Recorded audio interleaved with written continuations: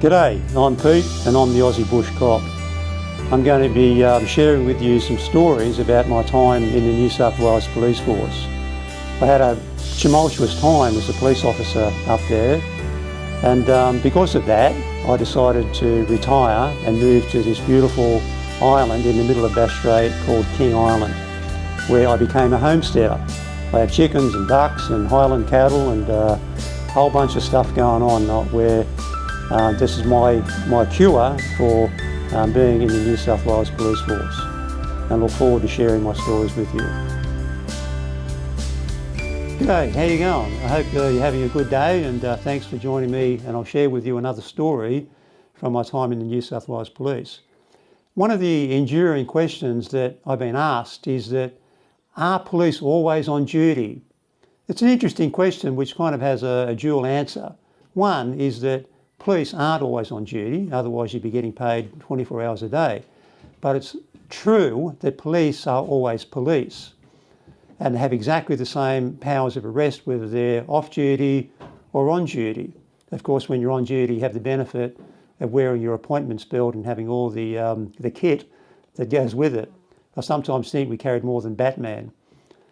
Anyway, this particular story, where I lived was about half an hour away from the station where I was stationed, and I was given permission to take my pistol home with me because the town where I was living didn't have a 24-hour police station in it, and so if they needed to call police up in the middle of the night, they could call upon me.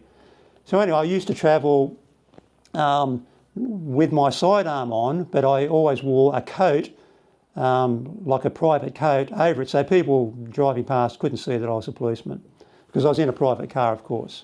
Anyway, this day I was driving home and it was during school holidays, and where I was stationed, where I lived, was sort of a semi-tourist town, and so there was a lot of traffic on the road, and it was in the middle of the afternoon, and I was driving home through a very country area. There was just farmland rolling by, mile after mile, and there was reasonably heavy traffic on the highway. I then saw, and I was behind a number of cars that were just travelling at the speed limit, which was 100 kilometres per hour, around 60 or 70 miles per hour. Anyway, I then become aware of a car that went around me and around two other cars in front of me. And we were coming up to a bend in the road, and it was double white lines, which meant you weren't allowed to overtake. And I was just got ready for that sickening crash noise where people die in head-on car crashes. I was just waiting for it. Fortunately, the oncoming car got off the road into the verge of the road, managed to keep his car going straight and continued on. I took, of course, particular note of this car, and he travelled along, and where this happened was about 10 or 15 kilometres away from the town where I lived. And fortunately, and unfortunately for him, when he got into that town, he went into a servo. A servo is a petrol station. He went into the servo. I strategically parked my car a suitable distance away so he couldn't see what car I got out of because I wanted to keep my privacy in check. I then walked up to him as he walked in the forecourt of the petrol station, and I identified myself, told him that my name and my rank and why I was speaking to him, because the offence that he'd committed was drive manner dangerous, and effectively it's a criminal matter. I identified myself. I then obtained his licence details, and he didn't come into custody. I then, when I was back at work, I then prepared a charge against him, and that was served on him. He lived in one of the really exclusive suburbs of Sydney. He then pled not guilty to this matter. And I remember in the car with him was his wife and an adult son.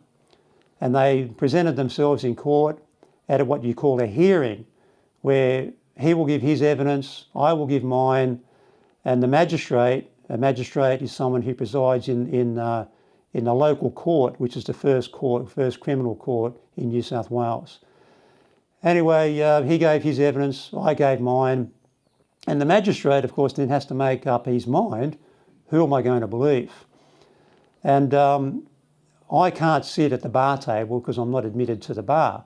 But the prosecutor who was prosecuting the matter, he knew that, and when the magistrate was giving his summing up, the prosecutor figuratively tossed a coin so that I could see what he was doing, meaning this could go either way because it's 3 against 1. And so of course the defendant's, his version was quite different to mine. He said that when I approached him, that I withdrew my pistol and pointed the pistol at him. Now, he would have seen the pistol on my belt, but that certainly didn't happen. And so when the magistrate finished his summing up, he said he found the matter proved, because effectively, why would I lie? Why would I go out of my way, off duty, to do all of that unless it actually happened?